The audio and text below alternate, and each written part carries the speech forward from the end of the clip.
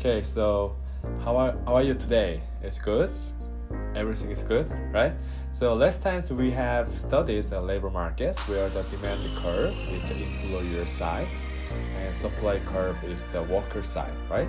So then we realized that the wages is an important factors in order to make decisions, right? So this chapter 12 is about wages, right? So we are going to look at the what are the factors that affect the wages changes, and then what are the factors that cause wage inequality, right? So we will study about discriminations and types of discriminations or cause of discriminations. Okay, so labor demand is, as you know, right? So the employer side of hiring workers, right? The first one is we focus on labor demand.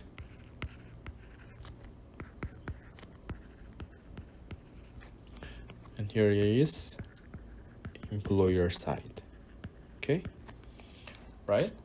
So, okay, there are two kinds of the capital in economics.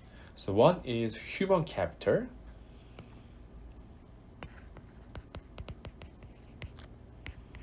One is human capital.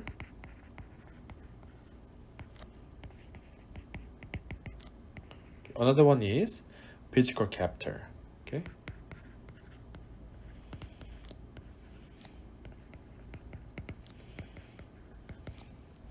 Okay, so this kinds of human capital is simply the knowledge and skills that workers have. Okay, so knowledge and skills accumulate through the educations, increasing your productivity. Okay, so human capital is accumulated, okay, by knowledge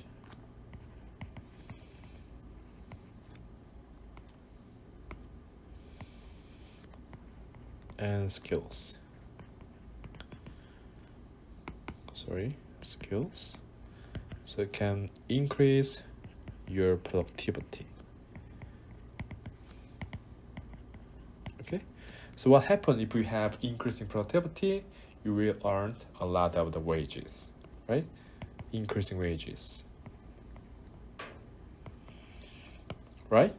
So physical capital is kinds of equipment or machines. Okay, so physical capital is just like equipment and machines in order to make products. Okay, right? So that is kinds of human capital and physical capital in economics. Okay, so education is very important factors in increasing the labor productivity, right? So that's why we are educated and studying in university, right? So educations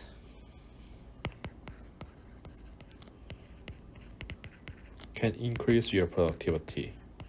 Okay, right? So the wages are usually higher for educated people than for uneducated people, right? In terms of wages, educated persons wages is greater than less educated people, right?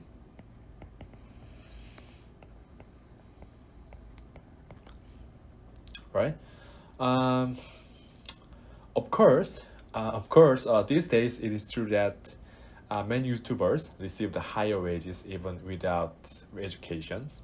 But let's focus on the general case. In general, many studies says that people who receive education are paid higher wages. Okay, so this education and degrees are kinds of the signal in job market. Okay,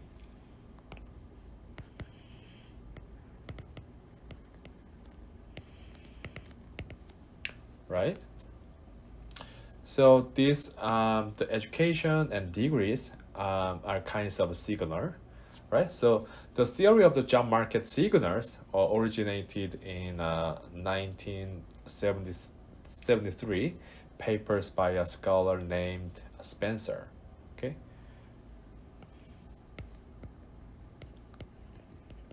Spencer, 1973.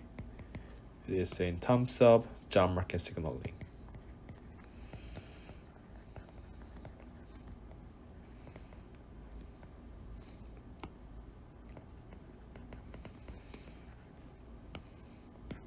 Okay. For more details, I recommend you read this paper. Okay. So, employers want to hire smarter, more tenacious workers, right? So the graduation degree that you have is kind of signal, right? So that is what paper said. So because what do employers usually evaluate you with? Employers don't know you, do not know you, right? So they only judge it by the resume you submit. So schools degrees will be an important signal here, right? So employers usually are looking for a smarter and tenacious workers, right? So they usually should hire college graduate. Okay. So for example, signal it could be diploma you have after graduations, right? Do you agree? Right? So what do you learn at school? You will learn the general skill that you can use in society. For example, you can learn the reading skills, the writing skills, speaking skills in the university. Okay, this common skill, which is a general skill, are better usable when you write a report and communicate with people at work after graduations. Okay, therefore, these university degrees are the important factors in getting a better job, right? So the development of human capitals makes you better communicators and problem solver and an organized thinker in the workplace, right? So human capital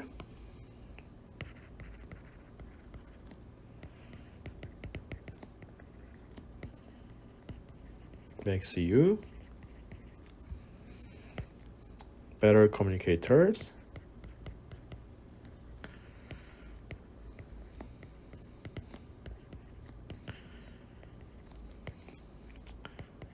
problem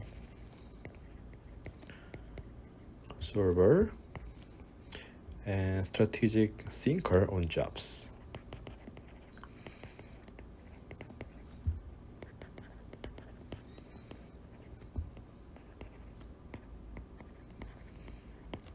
Okay. The next one is we will study this in terms of efficiency wages.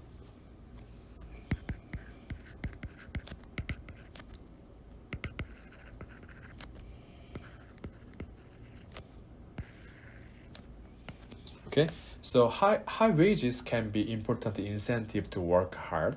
So we call this one is efficiency wages. Okay, so efficiency wage is high wages provide an incentive to keep working hard. Keep working hard. Okay, so this one is efficiency wages, right? So high wages are important factors that you can value your job, right?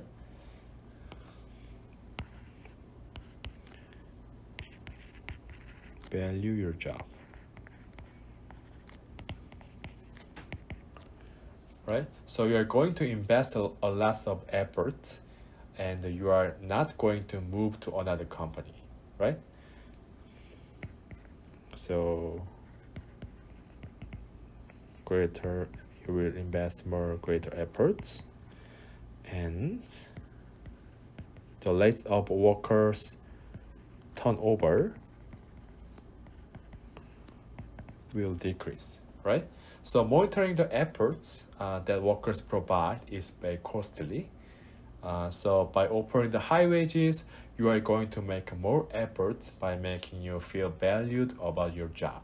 Okay, so for examples, grandmothers put more efforts into babysitting than daycare workers, right? So many parents offer the more efficient wages to daycare workers, then the workers will put more effort into taking care of the babies, right? So that is the example of efficiency wage, right? So effort is costlier to monitor. Okay, this is why many employers pay more to workers, right? So for example, Dennis tends to make more than daycare workers.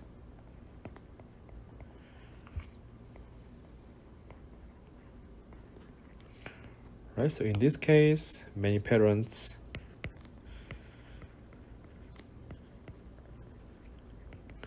pay efficiency wages.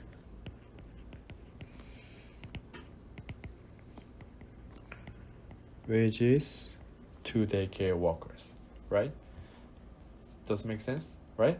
So that is in terms of efficiency wages, right? Okay, so here a more interesting issue. It is about existence of a superstar. Okay. So we will focus on the market for superstar.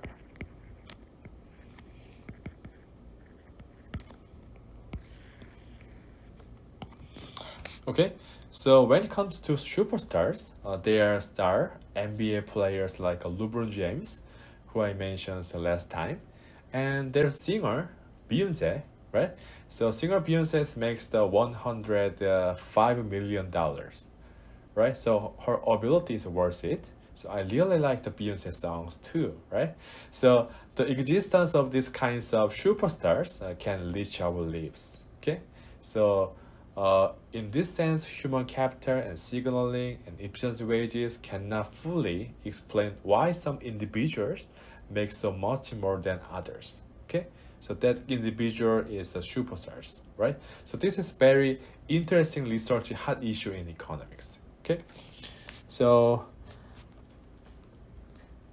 these kinds of the presence of the superstar in the superstar market reflects two factors.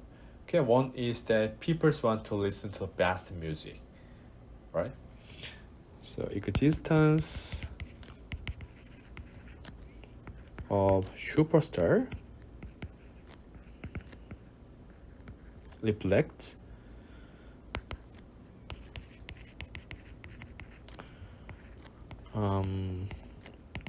combination of two factors.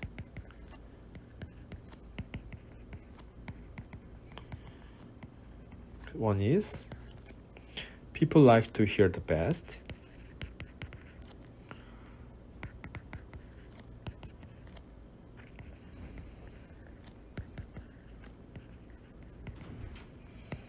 Okay, and second one is that advanced technologies makes it easy for many people to listen to the best music, right?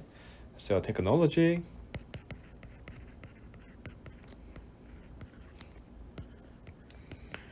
makes it easy for the best to reach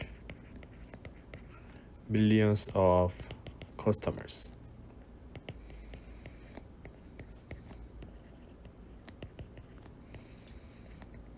Okay, so existence of superstar reflects combination of these two factors, right? So under these factors, the best performing singer is a part of many awards. Okay, so if you if you do not have that much ability, you will leave this market. Okay, so therefore, the supermarket is winner takes all markets. Okay, winner take all markets. Okay, it means that what? Best performers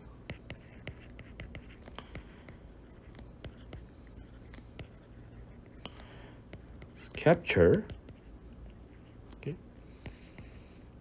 large shareable rewards.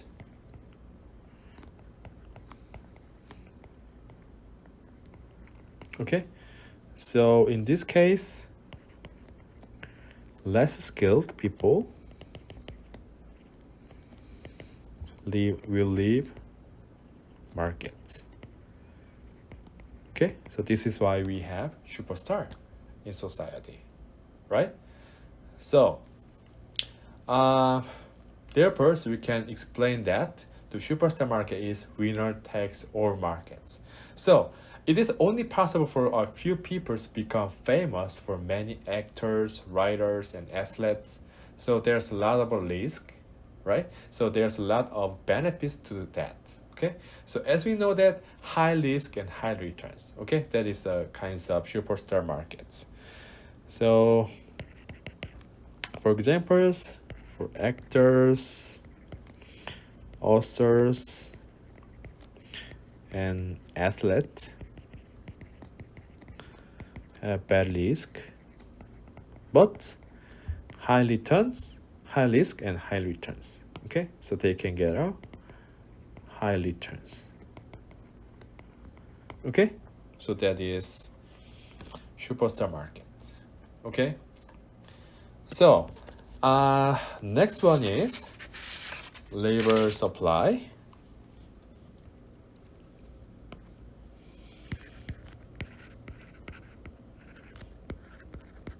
Okay, labor supply is worker side, right?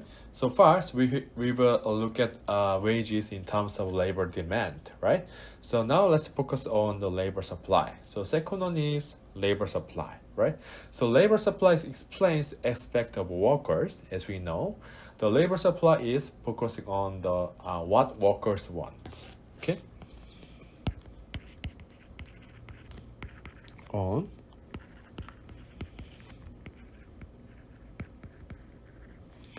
what workers want.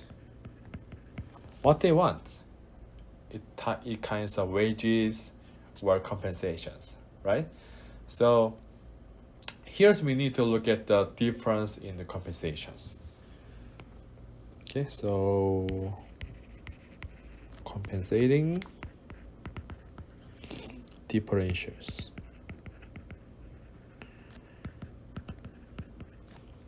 Okay, so these kinds of differences in compensation is not caused by differences in human capital.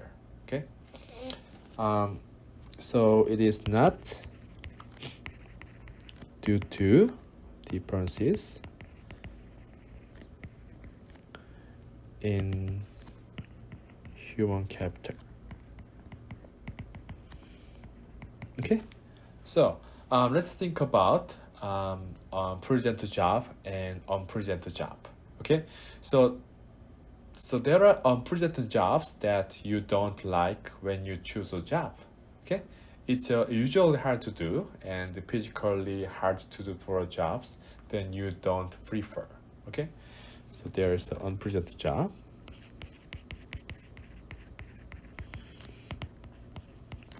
Versus pleasant job. Okay, so for examples, a construction job or real estate real estate agent. Okay, so this kind of job is unpresent job. Okay, construction jobs and real estate agent. Okay, so construction jobs are usually jobs with the back pain under the hot sun, right?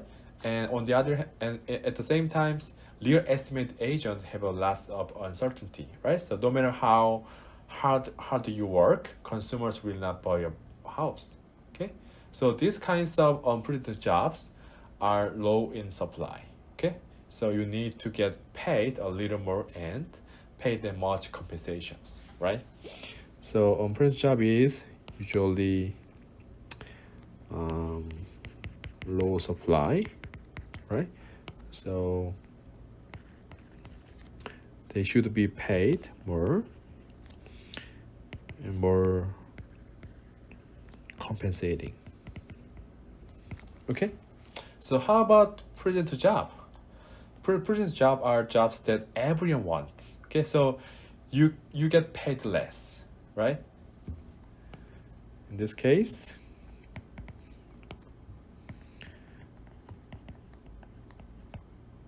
pay less, right? So everyone willingness to accept the jobs. Willingness to accept jobs. Right? This is why you get paid less, right? So this differences means that even if you have the same level of human capitals, you get a different wages. So how do you graph this difference in real world? Okay, so let's take a look at the graph. At first, even though you have same human capital, and you can earn different wages.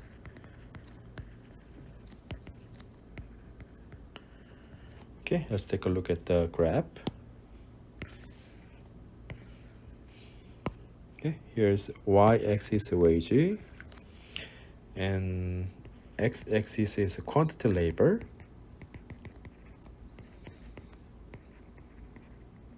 Okay, so we have oversloping of supply curve, and we have downsloping demand, right? This is supply, this one is demand. Okay, so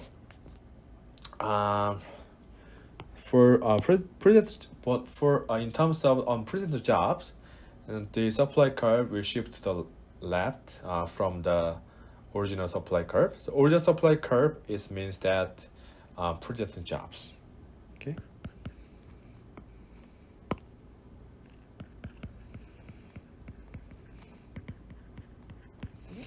And unprecedented job has the less supply. Okay, so this kinds of here, this supply curve, where the place the left side of the present job supply curve.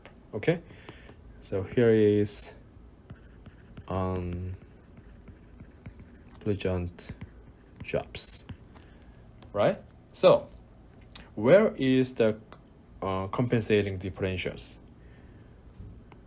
From the present jobs, we have these kinds of wages, right? This here.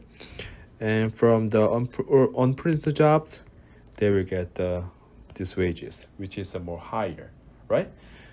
Because so many employers should pay the compensating differentials. So this gap is compensating differentials. Okay, so we can call it as premium. Okay, do you agree? Right? So let's think about nursing job. Okay, nurses get paid high when working on the night shift and relatively low when working on the day shift. Okay?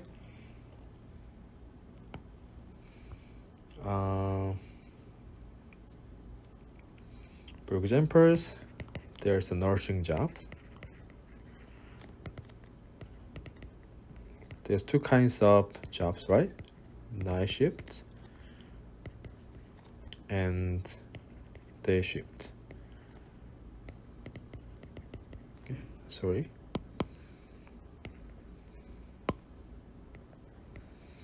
Right? So, everyone would want to work on the day shift if they pay the same wages for the night shift and the day shift, right?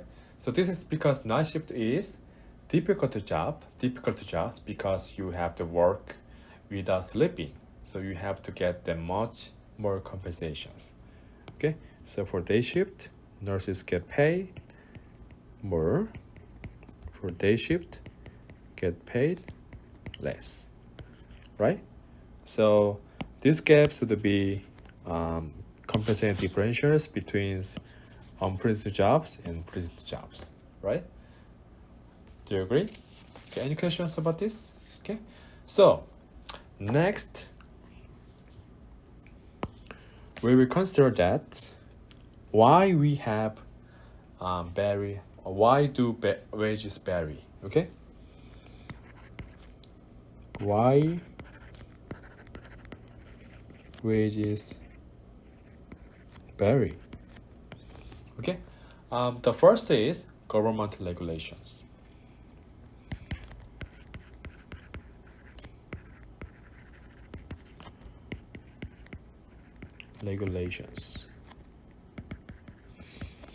Okay, so the first of the government regulation is licensing laws.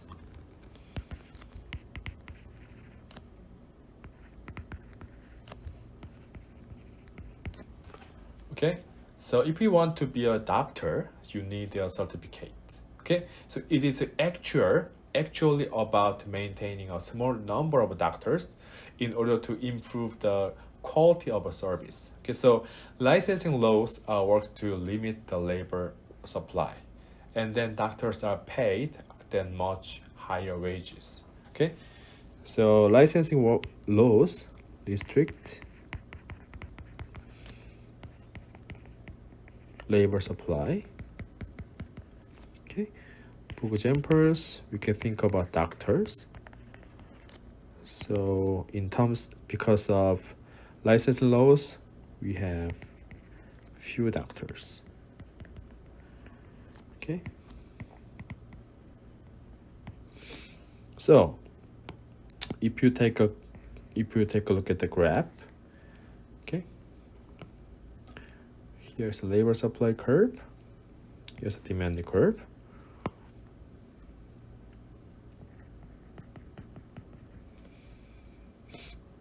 And demand in here, right?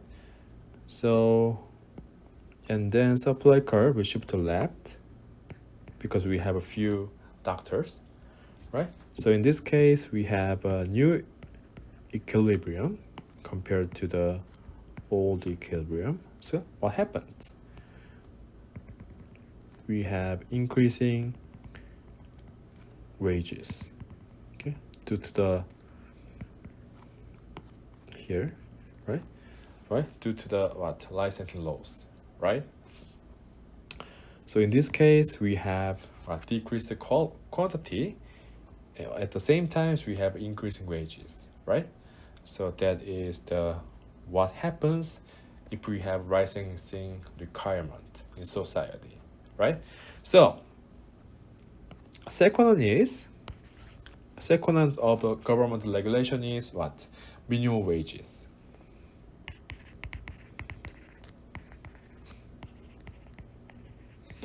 Okay, so we learned about the minimum wage last time. Okay, the minimum wage is to limit the level of minimum wages in society, so push it to the higher wage level than the market wage, and it is policy to get these wages as much as possible, right? So what happens? Let's draw the graph. Here's supply curve and demand curve. in the labor market. Supply, demand. Okay, so here's the equilibrium point. Where is the minimum wages graph? Above the equilibrium wages, right? So here is the minimum wages.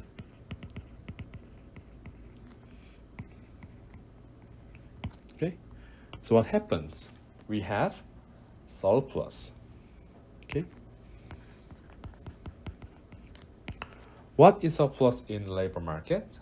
So surplus in labor market is unemployment.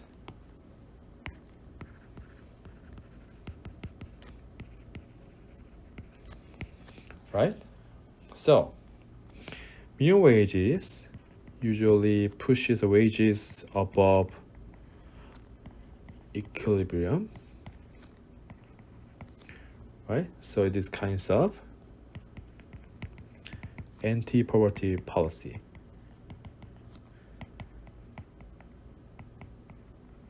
But what happens? It creates unemployment. Okay, right? So there's a second government regulations. Okay, so the second one is union. Okay, so unions increase the bargaining power of workers. Okay. Workers' bargaining power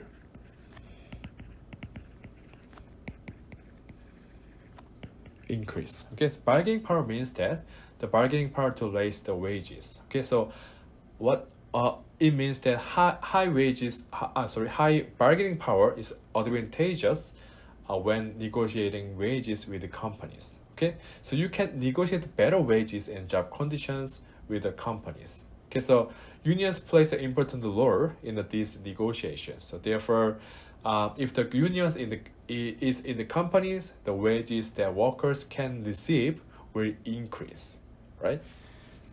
So unions can negotiate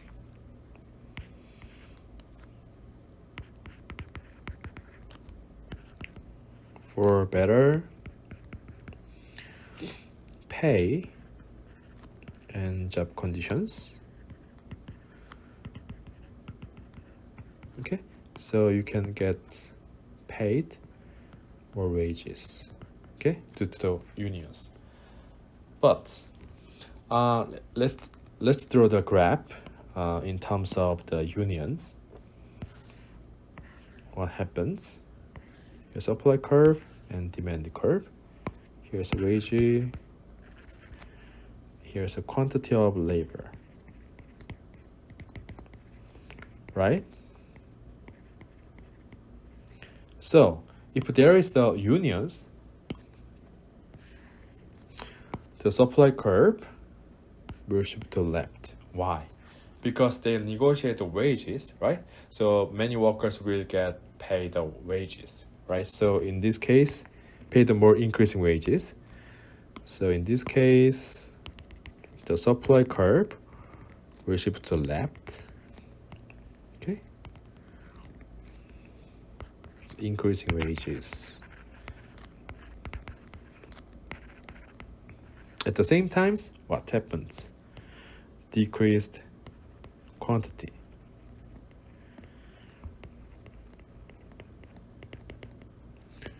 Right? So, according to this graph, right? So, higher wages forces companies to reduce their employment rates. So the unions keeps them from the increasing. However, while employment rates are low in the short term, they can increase the conversations between workers and managers in the long run. Okay, so it can increase the productivity and thus amplifying the company's profits. Okay, so in the short run, the majors get decreased profit, right? But after that, in the long run, communication will increase between workers and managers. So it can lead to increasing productivity. So managers get more profit, so it can boost profit in the long run. Okay, so that's the role of unions. Okay, any questions about this? It's good. So the third one is monopsony.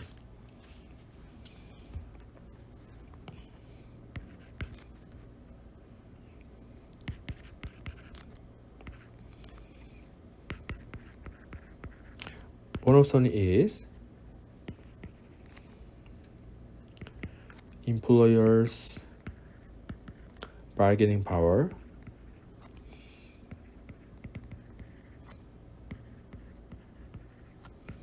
increases. Okay, that's a monopsony. So monopsony refers to a case in which there's only one buyer in the labor market. Okay, so monopsony is only one buyer in the labor market. Okay, so for examples, there's a Walmart. So Walmart usually dominates the area as one or two large stores in the town. Okay, so in this case, Walmart will pay a small wages when it hires employees. So in the case of monopsony, the employer's bargaining power increases. Okay, so this is because many employers try to pay workers as little as possible. Okay, so at this point, they will provide lower wages. Okay.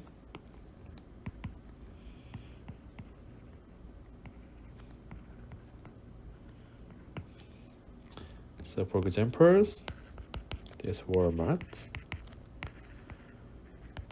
Okay, so usually they dominate town with one or two big box stores. Okay, so they have monopsony power. Monopsony power means that what? The Walmart has a increasing bargaining power. They usually pay less to workers, right? So what is the solution of is being monopsony? At this point, the minimum wages can be solutions. Minimum wages. Okay. Minimum wages is kinds of price floor. Okay. Okay, in order to restrict the maximum price, right? So, if the employers are willing to pay less under the monopsony, they can make a better employment through the minimum wages. Okay, in the short term, the minimum wages leads to the low employment rate, but in the long run, it can amplify the employment rate later. Okay, so if holding down wages, okay, so minimum wages will not lead to less employment.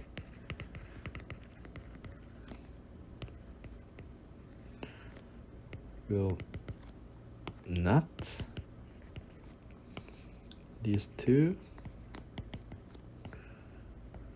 less employment under the monopsony, right? So you can get better deal, and it can boost employment. Okay, that is solutions of being monopsony. Okay, any questions about this? Okay, so next we will look at how much discriminations affect the wages. Okay. Number 4. How discrimination affects wages. Okay. So discrimination means the treating people differently based on their characteristic. Means treating people differently based on characteristics.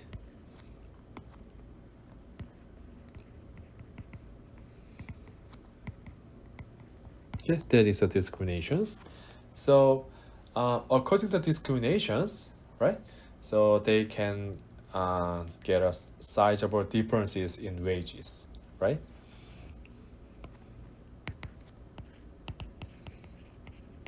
Sizable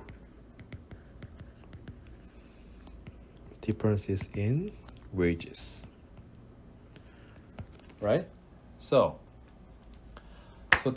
discriminations can determine the size of difference in wages. So how do we measure discrimination first? Okay. First one is measuring discrimination.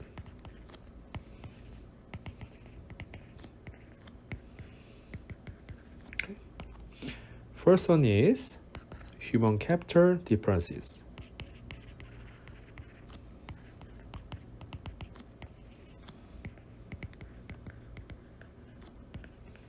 Yes, such as job experience and education level. Okay. And job characteristic, such as types of industry and occupations, and influence of institutions,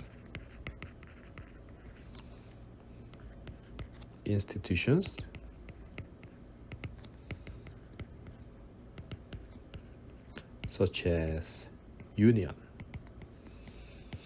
Okay, so that is the one factors of measuring discriminations.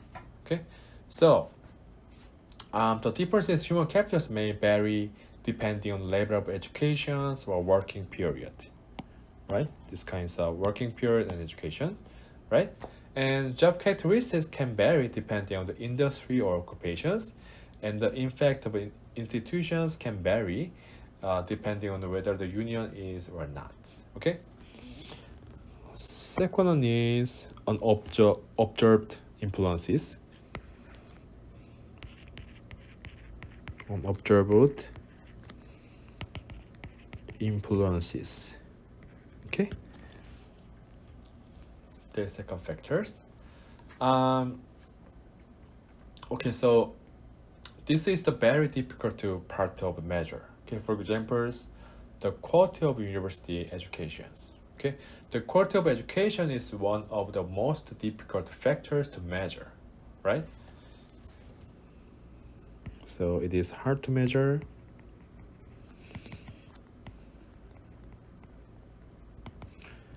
For examples, quality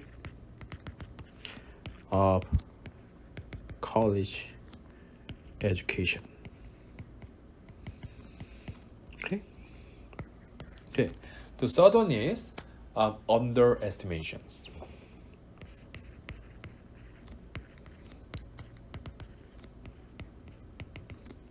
Okay.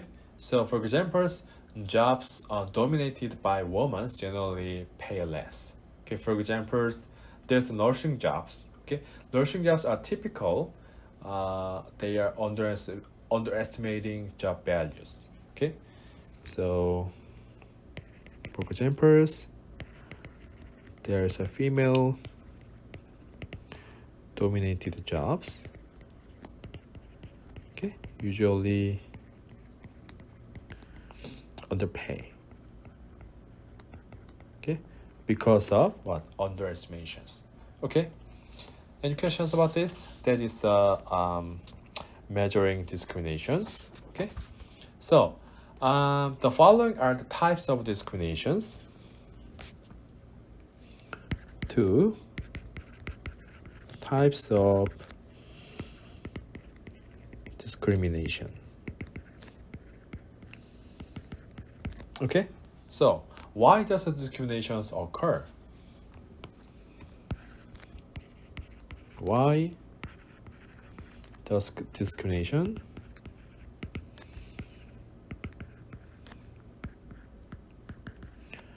happen, right? The first one is prejudice. Okay, so this kinds of prejudice is the conscious assessment. So it's kinds of conscious attributions.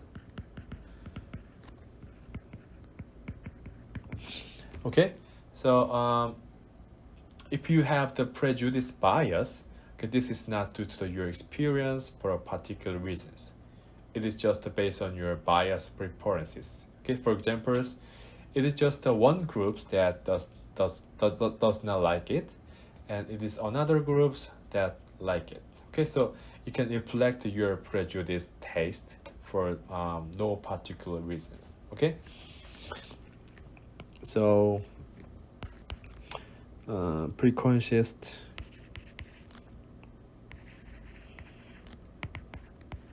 bias is not based on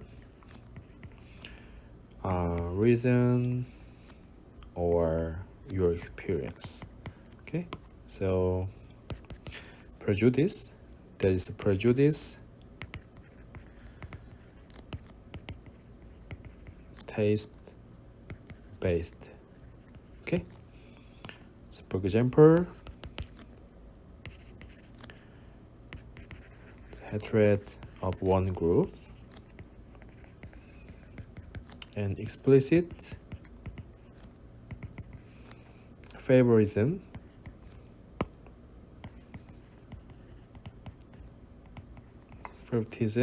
of others. Okay,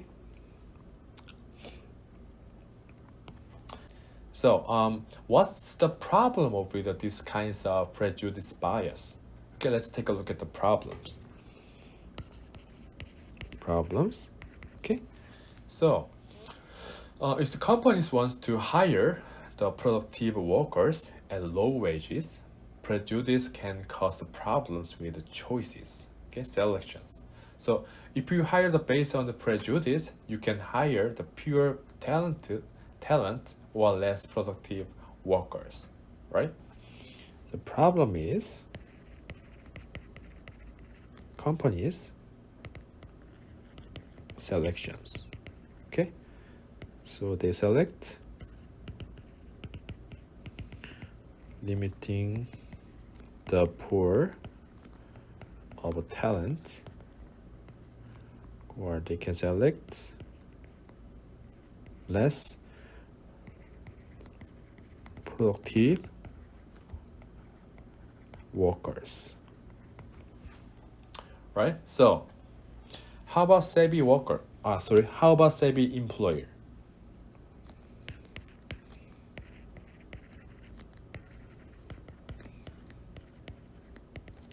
Okay, so these kinds of savvy employers has no prejudice, okay, bias. Okay, so they can select the good workers at lower wages, right?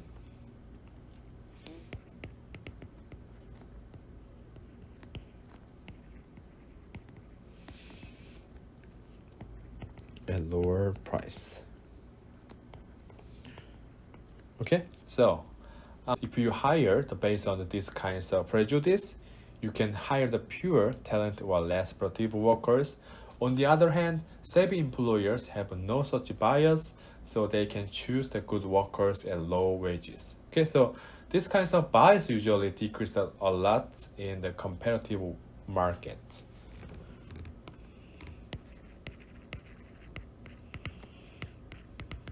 Comparative markets, they have less prejudice. Okay, and in addition, these kinds of prejudice can lead to the segregations.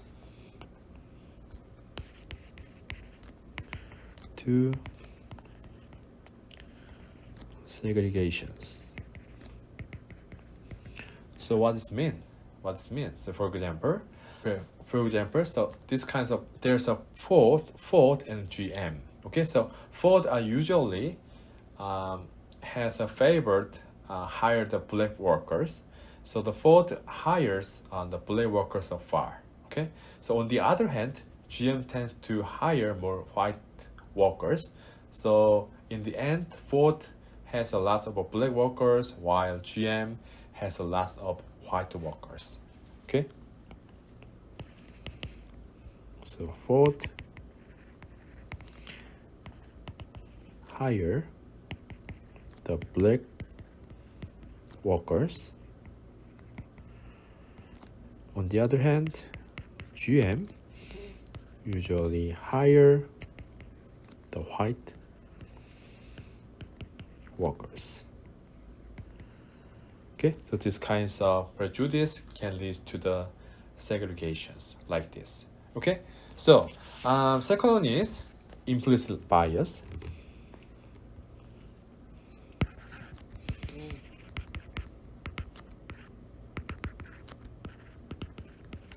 Okay, this one is unconscious attributions.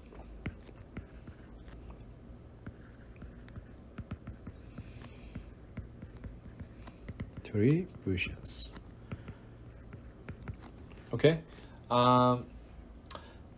this is an unconscious attributions, unlike the previous prejudice. This could be a gut feeling or a snap judgment. Okay, so implicit bias is gut feelings or snap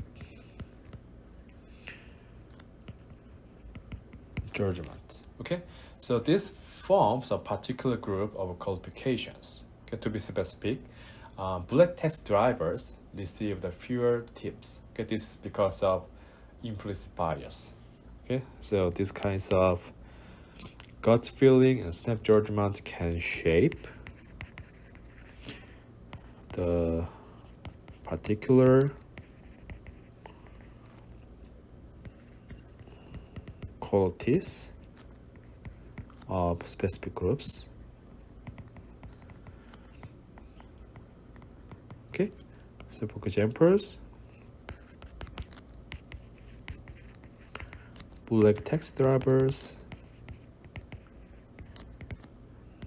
get the smaller tips, right? And finally,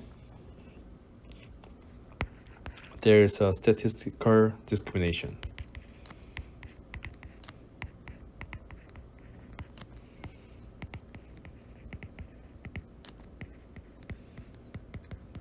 Okay, so if the employers do not want to have a lot of information, so if the employers don't have a lot of information, they probably rely on the stereotypes. Okay, so when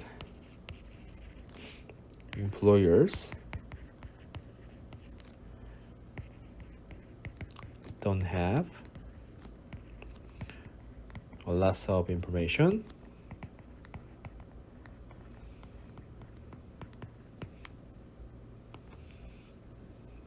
they will rely on stereotypes. Right? So, for example, if you know the average characteristic of one specific group, it may even determine the characteristic of an individual. Okay, so for example, women are typically considered the less competitive. I personally don't agree with this opinion, but this statistical discrimination leads to hiring more men or missing more suitable female workers. Okay, so using average characteristic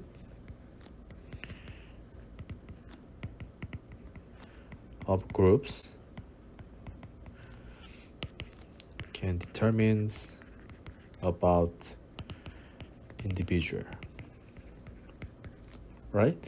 So for example, women typically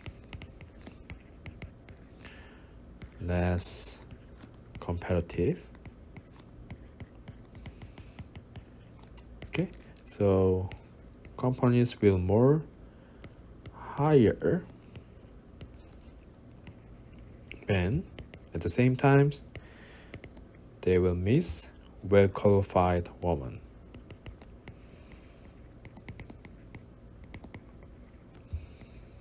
Okay, that is statistical discriminations, right? So, finally, I want to look at the personal economics.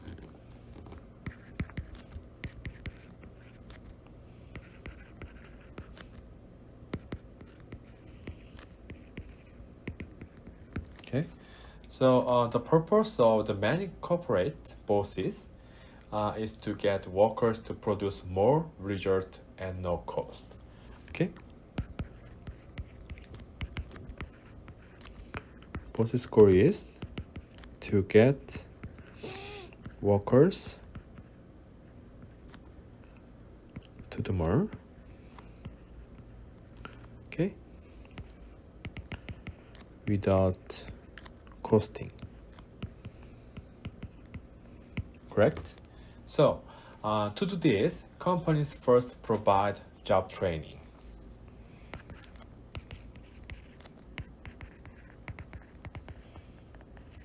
Okay, so what we want to know is that at the same time, companies usually do not invest in skills that are common to workers, which is the general skill.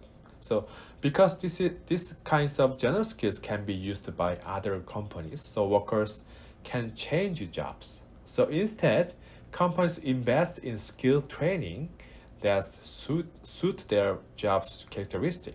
Okay, so for example, get workers to run the skills to use the certain machines in particular factories. So it is a kind of skill that is only available for this company. Okay, so they will not invest general skills.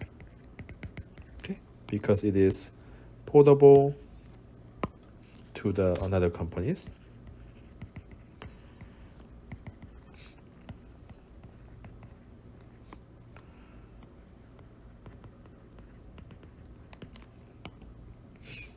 Instead, they will invest job specific skills.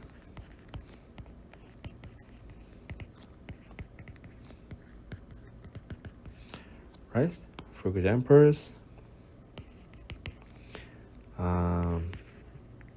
operate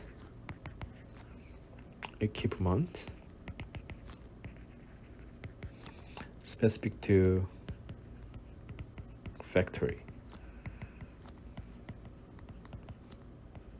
Okay, it is only useful in a job.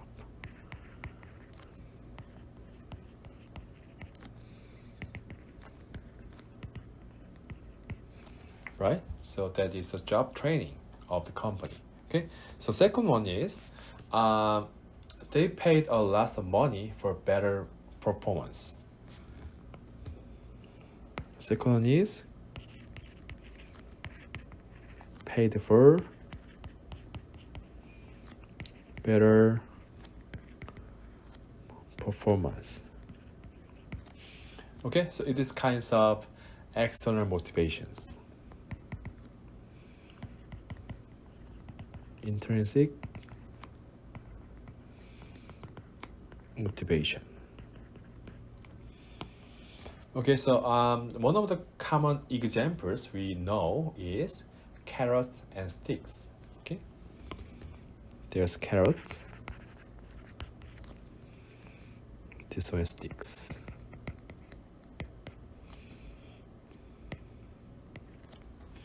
Okay, so carrots are very delicious things. Okay, so carrots means paying more the achievement that workers have made here. Okay, for examples, commissions and piece rate and bonuses and promotions. Okay, so carrot is to pay for performance. Okay, for examples, the commissions and piece rates and bonuses and promotions. Okay, so these kinds of piece rates is only what workers pay for what they do, and if it is not possible, the companies will pay bonus. Okay, it's not feasible, they provide bonus. Okay, so but all of these things are little value to all the workers. Instead, they pay stock options to senior workers. For senior workers,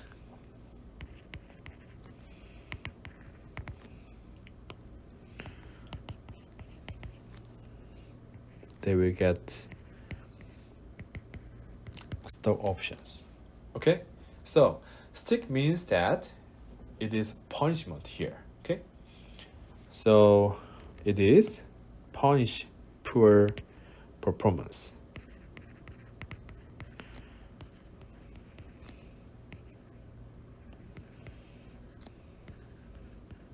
Okay, for examples, companies can't decrease the wages of the workers. Okay, but we can think about that. It's kinds of incentive, right? So we can ask that, what are these incentives were always good? So these kinds of incentives can distort the workers' efforts. Okay.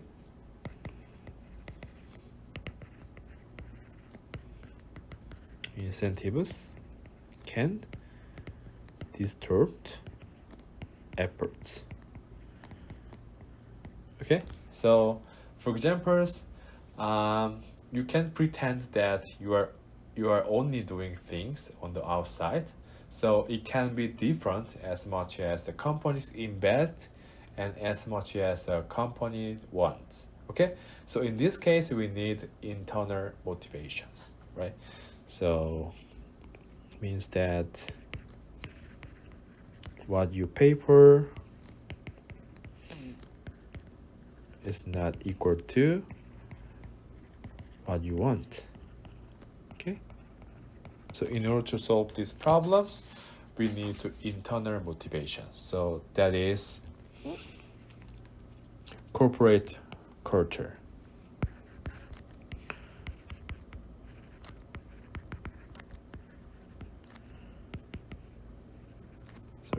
Corporate culture. So it is kinds of intrinsic motivation.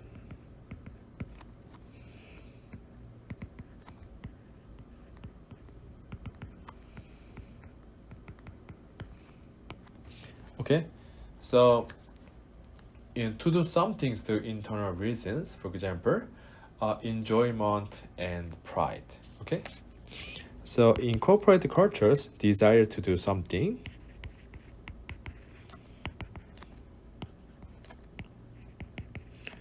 for internal reasons okay, such as enjoyment or pride. Okay, so let's say that you work for the companies that has a good corporate culture. Okay, there will be joy and pride in working for these companies on your own, and you will want to achieve more results. Okay, so based on corporate culture, you can have a sense of a fellowship, and you can feel the fairness. You can feel that what work is worth it, right? So you will pay more your efforts to companies, right? So you can feel sense of uh, reciprocity. Okay, so you can work hard, or you can feel the fairness, and you can feel the value. Okay, you can feel the praise. Okay, that is kinds of corporate culture, which is the internal motivations. Okay, so next one is the first is to provide the right benefits. Okay, offer the right benefits.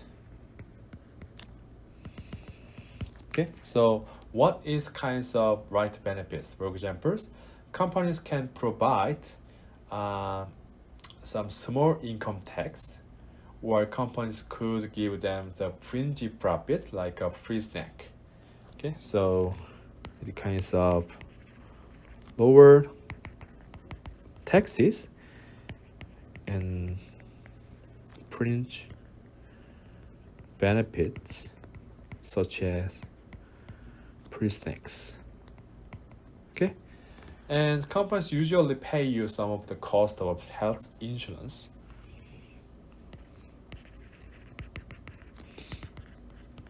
Okay, so you only have to pay a very small amount of money in terms of health insurance. Okay, so it can be cheaper. So there's the complements and substitution of the work, right? So there's a complements that can help you with your work here. So that is about free coffee and plushas. So these factors help you do more work, but on the other hand, there are substitutes of the work. So substitutes that replace work get in the way of doing things. For examples, there are free sleep tea and the couches. Okay, so the companies are going to try to provide more components and get rid of the substitutes. Okay, so there is a complement. It can help to work. For example, it is a free coffee and blue shot. So it can lead to you work more. On the other end, substitute it is hard working. So for example, there is a free sleepy tea and couch. Okay, it can lead to you less work. Okay, does that make sense, right? So finally,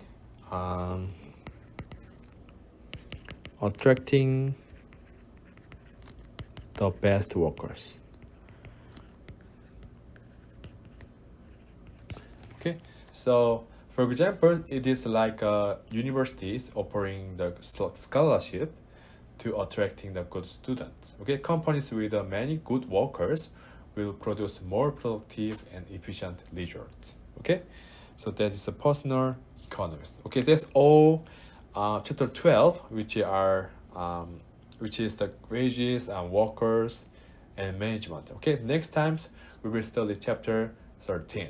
Okay, thank you.